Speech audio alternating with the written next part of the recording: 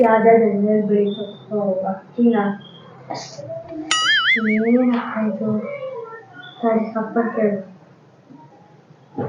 ಏ ಅಪ್ಪ ಏ ಬಾರ ನನ್ನ ಹಿಂದೆ ಒಂದ್ಸತಿ ಬಾರ ಎಲ್ಲಿ ಮತ್ತೆ ಹೋಗ್ಲಿ ಏ ಬಾರ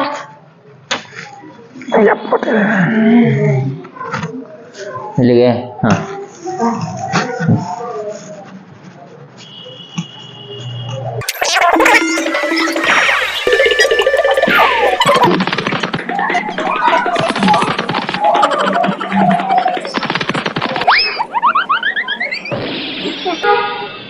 ನೋಡಿ ಇಲ್ಲಿ ಅಕ್ಕಿ ಹೇಳ್ಬೇಕು ತೋರ್ಸು